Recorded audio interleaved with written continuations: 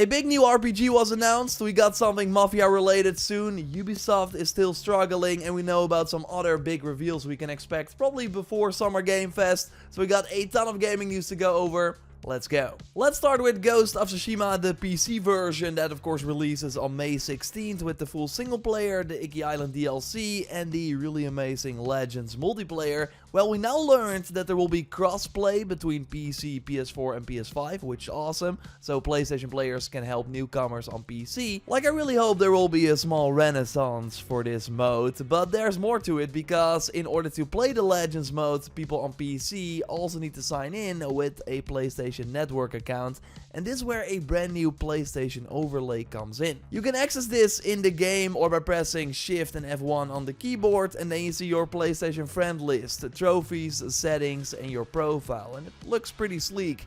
This also means that next to the Steam achievements, you can also earn PlayStation trophies while playing on PC. Good to note is that it will be the same list, so if you already played the game on PS5, you will have those trophies already unlocked, so then on PC you can unlock the ones that you maybe don't have yet. Although there's no cross-save as of right now, that would of course be the next big step. Still though, this PlayStation overlay is pretty huge and shows you how serious Sony is getting about putting their games on PC. Like, I totally expect this to be expanded, so maybe the older PC PlayStation games that are already out will receive the overlay as well. Again, hopefully cross-save will be a thing in the future. And I would not be surprised if at one point Sony releases a sort of PlayStation launcher on PC where you can also buy the games, so then they of course get 100% of the money and don't have to share anything with Steam. I still think it's smart to put the games on Steam, but maybe have like an extra incentive to get the games on that PlayStation PC store instead. What if PlayStation 5 games release day one on PC, but only in that PlayStation PC store? Just a thought. At least the time between a PS5 exclusive release and a PC port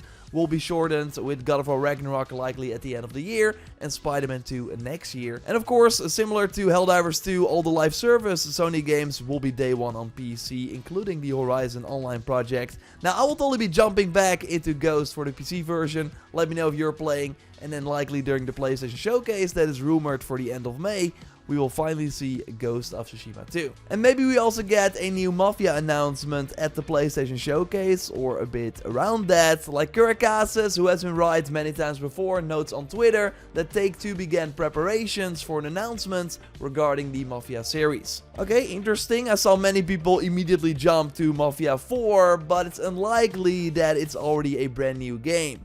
I know though, Mafia 3 came out in 2016, so it feels like it's time, but developer Hangar 13 went to work on a new IP instead after Mafia 3, but that was then cancelled in November 2021, which cost Take-Two $53 million. Then in August 2022, on the Mafia website, they said, "I'm happy to confirm that we've started working on an all-new Mafia project. While it's a few years away and we can't share anything more right now, we are really excited to keep working on this beloved franchise and to entertain our players with new stories." So yes, August 2022, almost 2 years ago. Like, I don't think they will have something ready in 2024. So high chance this is something different.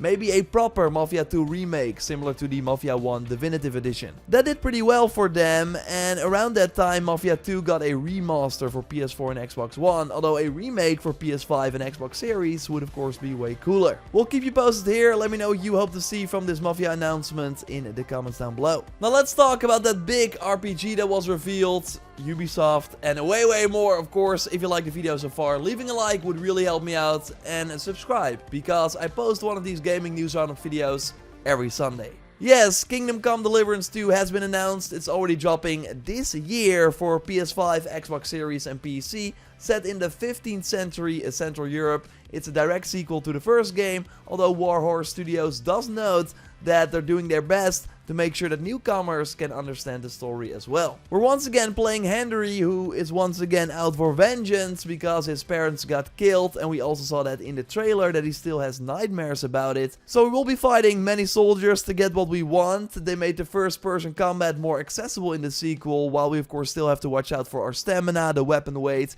and the direction of our swing to take the enemy out. With some weapons like axes and maces of course being better against armored enemies than say the regular sword. So you also also have to think about that. Brand new though are ranged weapons, like a small quick crossbow and also a large one that requires 2 hands to use it and will then instantly take out enemies. And we also see early gunpowder weapons that can also hurt you, so you have to be careful when you use them. The first game was already very sizable with about 80 hours of content if you did all the main and side stuff. Well, the sequel should be twice the size and include the map of the first game and also a brand new map featuring the Gutenberg city that we only heard about in the first title. And you can freely travel between both maps and there will be a loading screen, but that will be the only loading screen in the game. Now, blacksmithing is also part of the game, just like the ability to pet our horse and also, of course, a dog. Now, let me know if you're excited in the comments down below. Totally a game that we might cover here on the channel depending on the release date. But yeah, 2024 with Black Myth Wukong, Dragon Age Dreadwolf, Assassin's Creed Red, and now this. Like the second half of the year seems to be great for RPG fans. Speaking of Assassin's Creed, there's now a trial going on for Assassin's Creed Mirage until April 30th, where you can play the game for 2 hours and then decide to buy it, with then your progress carrying over. So totally do that if you were still on the fence. Like, this gives you time to play through the pretty cool opening and explore the open world like a small bit. They also added the Eivor outfit for Basim, which looks pretty dope. Probably the final update for Mirage if I had to bet, as Ubisoft of course will shift focus to Red. We now learned that Ubisoft's investor call is on May 15th, so maybe we hear something around that time. We'll of course be the first to tell you more about the new Assassin's Creed when we learn more, so stay tuned. Like June 10th is at least when we hear something at the latest, because that is when Ubisoft 4 takes place, and last year we got an update on Division Heartland at that show, but it has been pretty quiet since. Well, Tom Henderson, who reports on a lot of Ubisoft leaks, now noted that the game has gone through some significant changes since we last heard about it.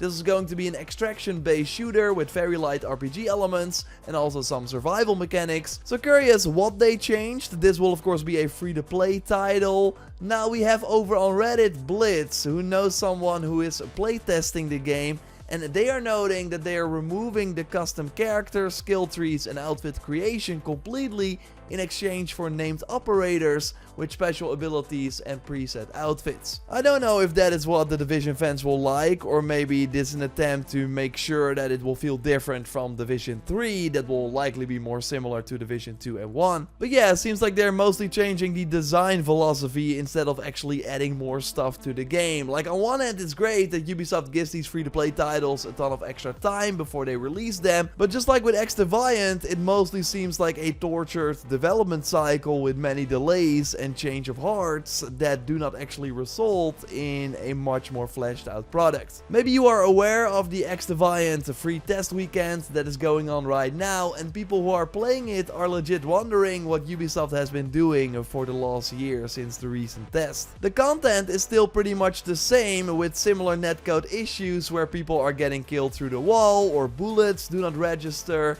Balance seems to be off with everyone using a sniper, which I don't recall being the case in the previous test. There are issues downloading the beta, finding people in the lobby.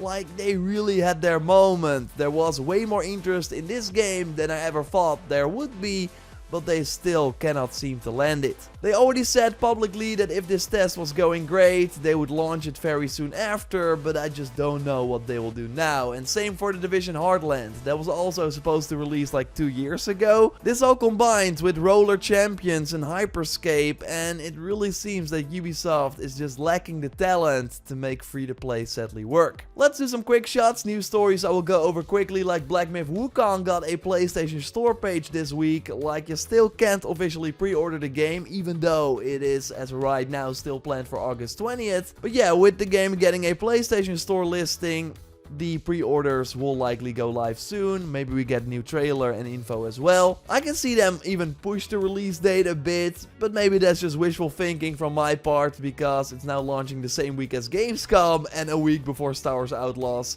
Like, I will have my hands full anyways, Still, I can't wait for it on August 20th. We will make it work. And as you might know, I played the game last year at Gamescom, and if the full game is as good as that demo, we are in for something special. Okay, so those PS5 Pro rumors I discussed in a previous Sunday video seem to be real, because Sony took down the video from Moore's Law is Dead discussing these rumors. And yeah, why do a copyright notice if the information is not real? So to quickly recap, the CPU will increase by 10% versus the standard PS5. The GPU should render 45% faster, and ray tracing should be a big focus of the console, and it should offer 3 times the ray tracing performance versus the standard PS5. But the biggest addition will be the PlayStation Spectral Super Resolution tech that uses AI to boost resolution and frame rate. I don't think they will announce the console during that rumored PlayStation Showcase in May.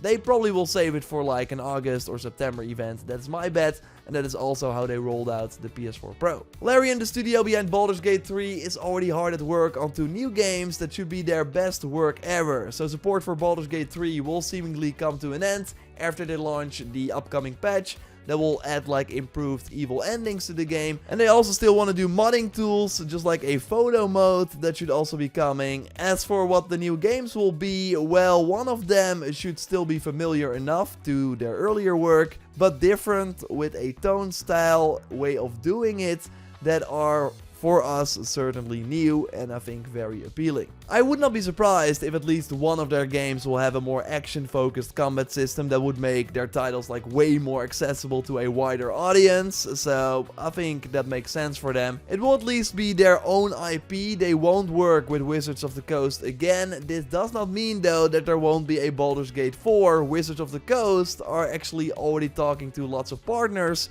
about a potential next Baldur's Gate.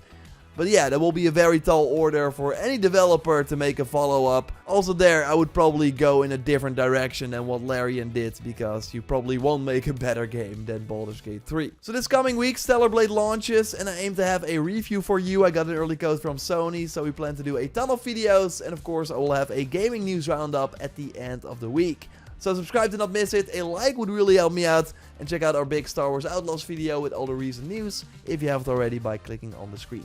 I'll speak to you very soon. Thanks for watching these Sunday videos. Goodbye.